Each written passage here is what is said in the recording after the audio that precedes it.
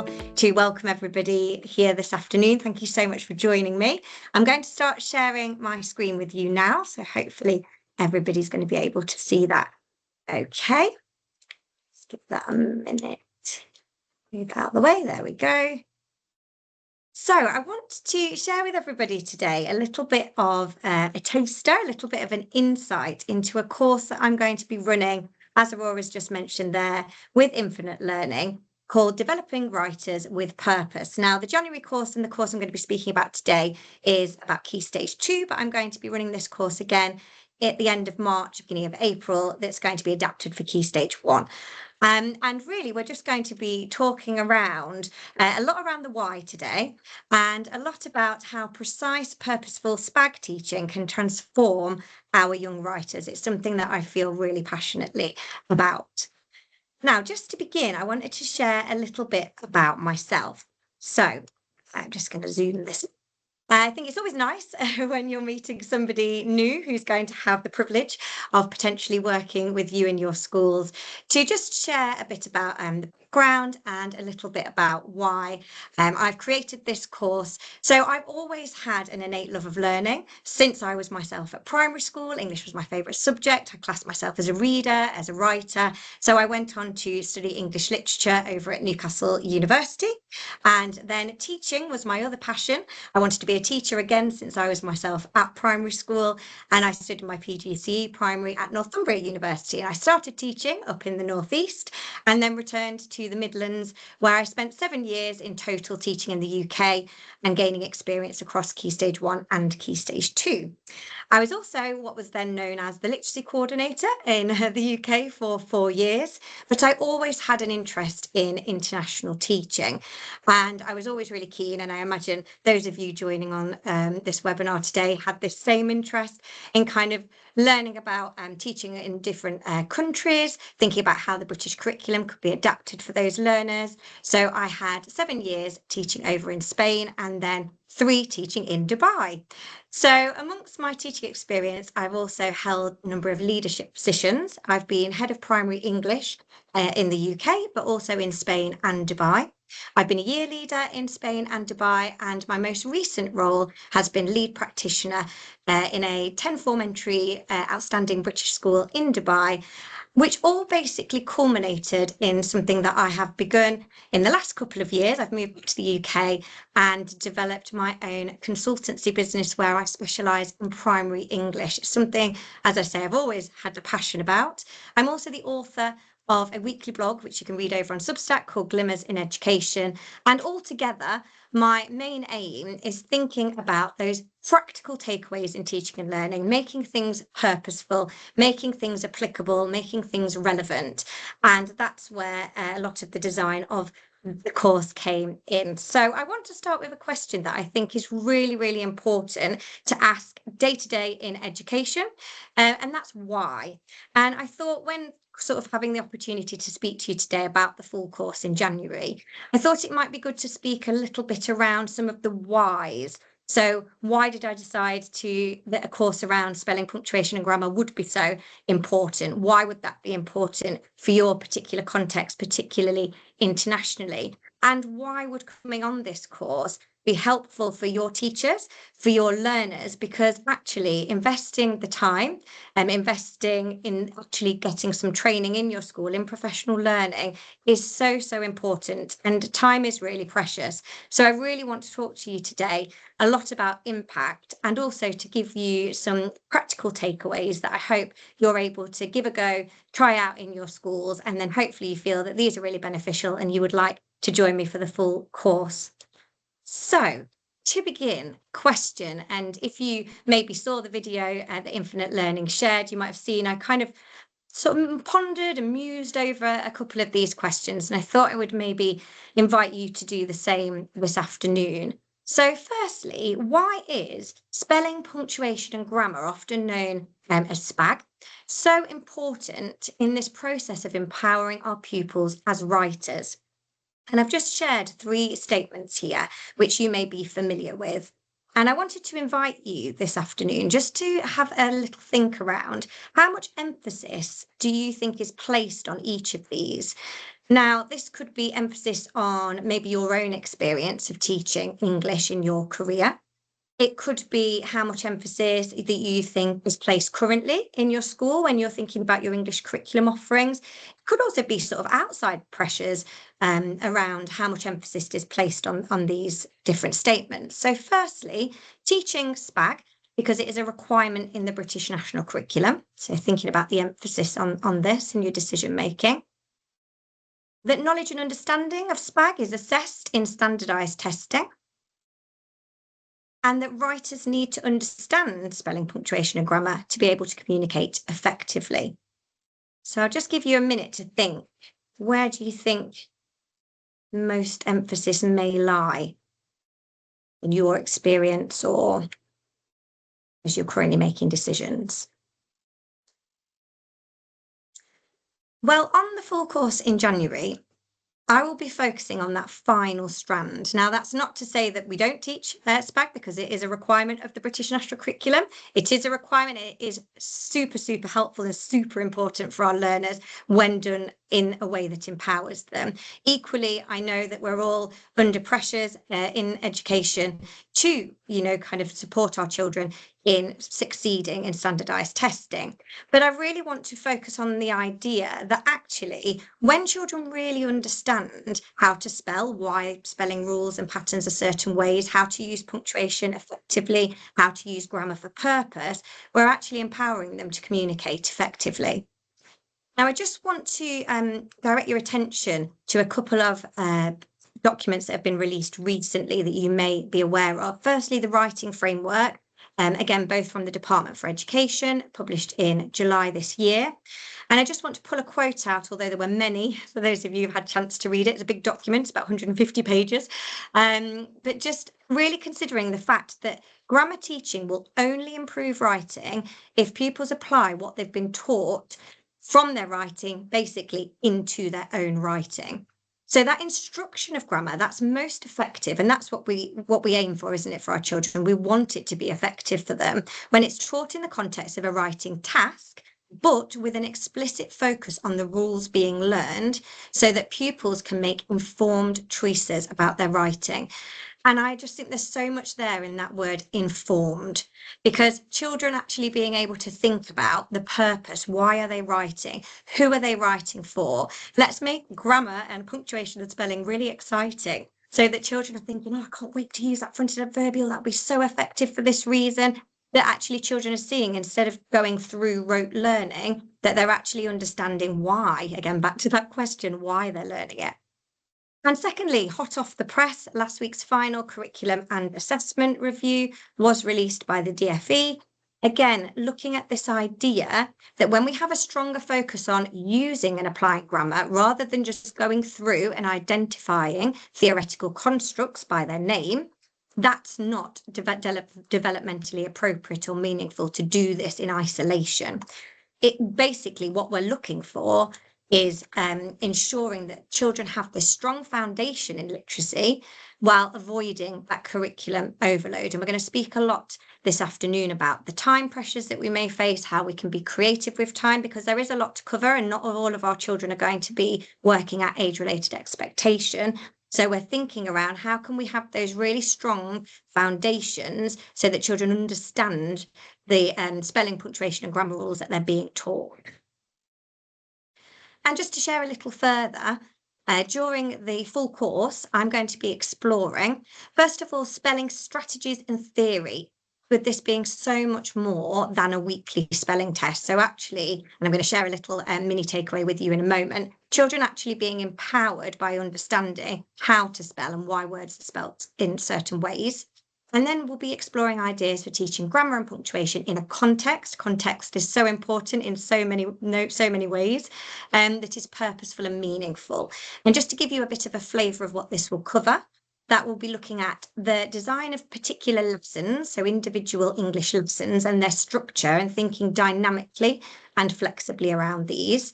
Also, really thinking about how we invest, because I imagine that you are working in schools where you have fairly big teaching teams. So how do we know that all of the teachers in our teaching teams have that secure knowledge and understanding of the grammar and the spelling, the punctuation that they're teaching?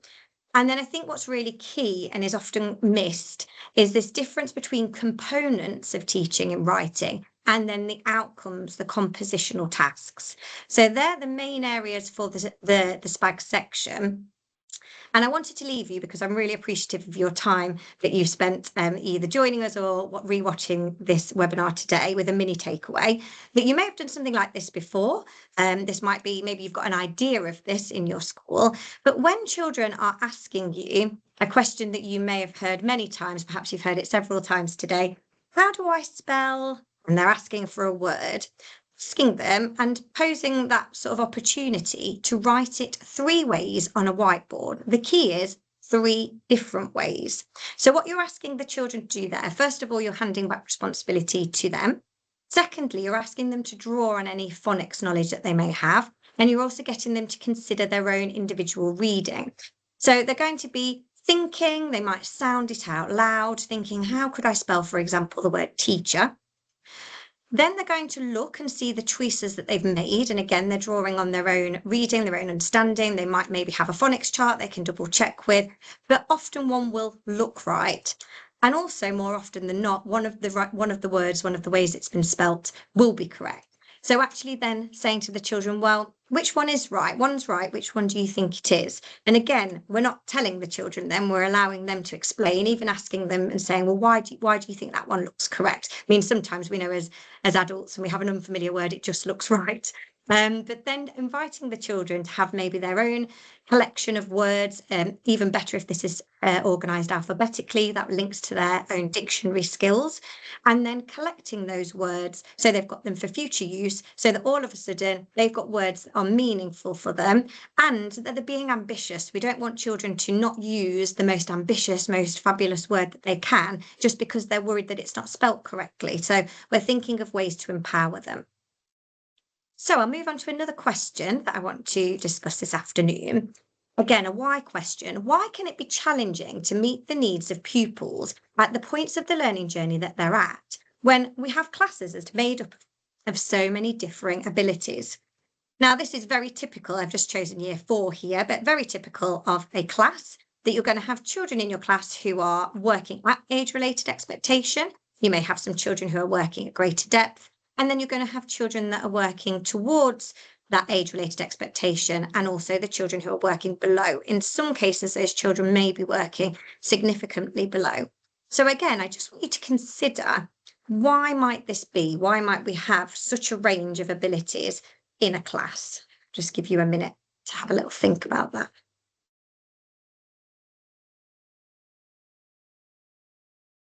Now, you may have come up with a number of thoughts. I mean, it's very normal, it's very usual, because at the end of the day, we're working with children. We're not working with robots. Children are going to be progressing at different rates. That's completely normal. Some children will make a lot of progress across a year. Some will make steady progress. Some, we've got those where progress may slow. There's lots of reasons why and lots of considerations, but children are on their own writing journeys. So it's going to be usual, we're going to have that spread in a class. But what I do want to consider is thinking about this particularly in an international setting or an international context, because I think you can find working internationally that you have a higher, often transience of pupils. So your pupils may be moving schools, they may be moving countries. This can happen at any point across the school year. I'm sure that you're sitting there and thinking of an opportunity or a time that this has happened, perhaps midterm, perhaps even midweek. So we're, kind of welcoming our students in, and we're kind of under this pressure in the fact of that we want to do the best for those children, to work out quickly, what do they know, where are the gaps, what knowledge are they coming to us with. Again, particularly in international settings, although of course across the world, but we have children where English is not always their first language. So either children have English as an additional language or they're English language learners. And there are going to be adaptations and ways that we can make the curriculum and our lessons accessible and inclusive for all of those children that we do need to be considering, particularly when we're talking about writing, particularly when we're talking about spelling, punctuation and grammar. And again, I have lived international timetables for 9 years of my career, and I know they can be quite hectic. We've got all of these amazing opportunities for our learners, our specialist subjects, children going off all over the place, often quite big campuses. So children have got lots of walking and moving around to do. So you've got X amount of time to teach English in a week. And it's really thinking about how do we use our timetable to maximise, so across a week, across a unit, and also within lessons to maximise that learning time to be able to provide for that spread of ability within a class. So I just want to share a scenario with you that you may perhaps recognise. Here we've got pupil A. So pupil A, they're currently in year 4. They joined your school last year. English is their 3rd language, and it's not the language that is spoken at home. It's not spoken at home at all. Now, pupil A, they show a lot of enthusiasm for learning. They've got those ideas, they're keen to share them verbally, they're on it. But when you read their writing, you can see that the foundational skills are not secure, and then this can then hinder their progress. And really, you're having, this feeling, and you're having these considerations where you're thinking, if I were able to address those gaps in the knowledge particularly, then I just know that their ability to communicate effectively using the written word, and often the verbal, often verbally as well, the children may be making grammatical mistakes as they're speaking, but the ideas are there. You just know that that would increase, but it's just really difficult to find that time to do so, to manage curriculum expectations. You're obviously teaching to the year group that you are in. You're wanting to stretch your learners, but you're really just thinking, how can I also make sure that I'm plugging those gaps effectively? So in the full session that I do hope you can join me in January, I'm going to be looking with you to consider how to use effective assessment for learning strategies to empower teachers with the knowledge of knowing exactly where their pupils are ahead of starting a new writing cycle. And what I will say here is that timing is key. Timing is everything. I think you can do a lot of assessment for learning tasks with the best will in the world, and you have to have this information, you gather this data. But if the timing is off, if that's not actually managing to have an impact on the subsequent lesson planning, then it's actually not as helpful as it could be. And I also would like to look at how to maximise, as I've just mentioned, that learning time during lessons. So actually thinking, if I've got an hour, how can I use that hour really dynamically? How am I using any additional adults that I may be lucky enough to have in the classroom? How can I maximise and use technology to really think about how I can make the most of that hour, and how I can make the most of making writing journeys really personalised? And also across writing cycles, we're just looking at that idea of accelerating progress and deepening understanding. And that's so important for all learners. I feel there I've spoken a lot maybe about children who are coming with quite profound gaps in their knowledge, but you're also going to have those children who have got it and they're ready for that next challenge and they're ready to be able to deepen their learning. So how are we managing to get that spread and making sure that we're offering challenge for everybody and pitching the learning at what that particular child or groups of children need? So once again, I'm just going to share with you guys a mini takeaway to thank you so much for coming along to this webinar this afternoon. Now, you may have heard before about pre-learning tasks. You may already use these in your school, and I've often heard them also called entry tickets, exit tickets. They're so helpful and so valuable. What I want to offer today, now, what I will say straight away is this is very wordy, and I wouldn't necessarily say this many words or advise for this many words. You might have dual coding that you use, so you may be also thinking about how you can use those pictures, those images, those symbols, particularly to support your EAL or ELL learners. But I just wanted to give you more of a flavour of how could you use a pre-learning task to design tasks from A to D, where you're thinking about what progress would I be expecting? How would I know what my children know? And it's very much again about thinking, how do I design that so I get the most out of it to inform my subsequent learning opportunities? So imagine that we were going to teach something in a writing cycle where we needed to understand what do the children need to know about fronted adverbials of time. Your first task would be the very basics of Here are lots of different fronted adverbials. Which ones are fronted adverbials of time? Because you're going to get children that actually can't show you at that point, and that's really helpful to know for then your subsequent planning. The second task would be more linked to, right, here are 3 fronted adverbials of time. Let's start to think about the most appropriate. So you're asking children to distinguish in a context. And again, you're starting to get the children to be thinking about their audience and the purpose of a fronted adverbial. Then we've got a fronted adverbial that you're giving the children, and then can they then create the rest of the sentence that would make sense, again, that would be correct in context. Now, the last one's interesting, links to the idea that you may use sort of in maths as well, of really starting to think about reasoning. So giving the children a fronted adverbial in a full sentence, and then asking them, is that the most effective? And again, having that quite open-ended for the children so they can think about, why is it? Why is it not? Could they think about one that's more effective? And what you're doing here is those children who can do A, B, and C, when you start to design your subsequent learning opportunities, you haven't got that group of children who are ready to start thinking more about purpose, audience, those shades of meaning, experimenting with language. You haven't got them sitting through content that covers A, B, and C because it's not relevant for those children. Equally, you can really spot those children who straight away, if you go in at fronted adverbials of time, but they don't know what a fronted adverbial is, you can design the subsequent learning to make sure that those children know that before you get going. Now, what I will say is, I'm almost exemplifying here what I said not to do at the beginning, which is giving children a task that is completely out of context. What I will say is, for a pre-learning task, because you just want that to be very low stakes, just 5-10 minutes, perhaps in your morning work time or when you come back in after lunch, it doesn't potentially, I mean, you might still think, I can put this, I know that we're learning about this in history, or I know we're going to be looking at this book. You may want to make it contextual, but the point of the pre-learning is just, I just need to know what they know. Obviously, after that, your tasks won't look like this because they wouldn't be in context and they wouldn't be purposeful for the children. This is just more about designing AFL for a purpose that then is going to impact what you design. And as I've just shared, on the full course, we'll be talking about what that design looks like, what those lessons looks like, creating some of these pre-learning tasks and thinking about these in context and in terms of your own context.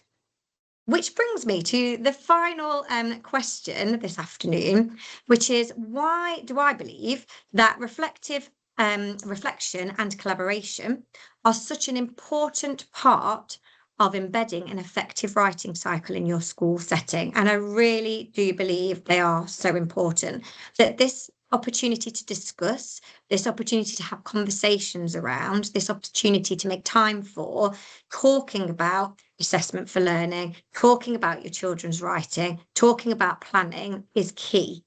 And in the course that I've designed, which I'll speak about in a moment, I've really considered those points because that's something that I really think has some of the most impact in the writing cycle being successful.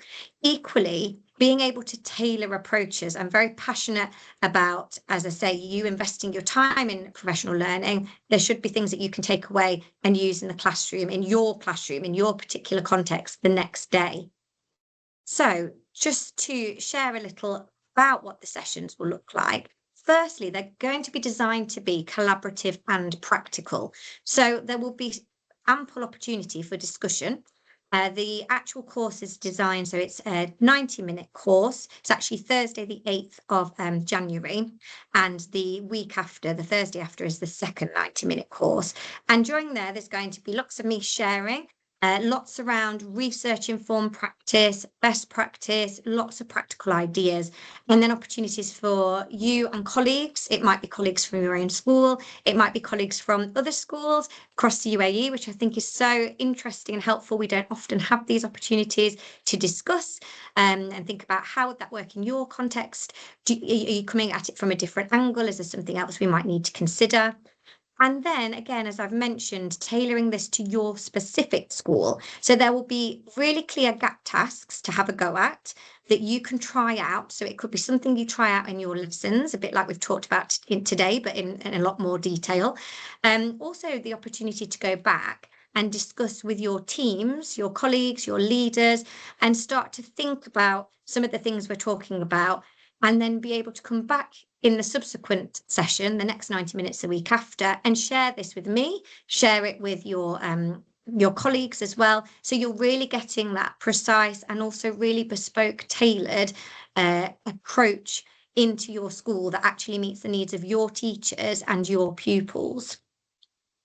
So my last takeaway before we finish this afternoon is just to think about this question. You might want to go and take this question back to your teams, to your, as I mentioned, your leaders.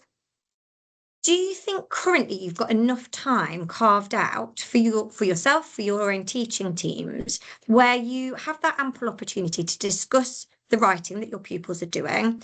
Do you have that time to actually look at ways that you're formatively assessing and think about, well, we've done this, how's this now impacting the subsequent writing opportunities? And well, yeah, just as I've said there, is that actually your lesson planning ideas? Are they being impacted? Are you managing to? I've just put a couple of symbols there just to think about. So, for example, when your teams meet and you've got maybe timetabled time in the week where you may meet together, are you carving some of this out to talk about writing? Are you being able to discuss within your teams everybody's understanding of different concepts? Does everybody have an input to be able to sort of share within that planning? Is this something that you're able to do collaboratively, or are you finding at the moment that it's quite difficult to carve that time out, or you're thinking actually we probably need to pivot a little bit there and we need to put a little bit more focus on? Just something maybe to consider, because I know that's definitely something that I would want to share some really practical ideas about during the full session in January. So we've come to the end of this webinar this afternoon, pretty much bang on time. I just want to share the poster with the QR code if you are interested in signing up. As Aurora mentioned at the beginning of the webinar, there is a very generous 10% discount that is able to be applied if you have attended this webinar today, to say thank you for sparing some of your time. Key dates for your diary: that's your first Thursday back after your 4-week winter break, which I'm sure everybody is getting really excited for. So the 8th of January and the following Thursday, which is the 15th, after school, 4 till 5:30 p.m. And that's the total price there, 540 dirhams for both sessions. Here's something super important, because I know how busy everybody gets in schools. If you would like to attend, the deadline for booking is actually the 26th of November, which is a Wednesday. So that's just under 2 weeks' time. So if you do feel like you would like to join me and discuss some of the things we've shared a little bit this afternoon further, do make sure that you have booked ahead of time. So thank you so much for joining me this afternoon. It's been an absolute pleasure. I do hope to see you in the course in January, or if you're interested in the Key Stage 1 course, as I've mentioned, that will be in March, April, and will be adapted for the learners thinking about age and stage. And I just wish everybody a lovely rest of your afternoon, a fantastic end to the rest of this term. And yeah, thank you so much for joining. I'll stop sharing there. Thank you so much.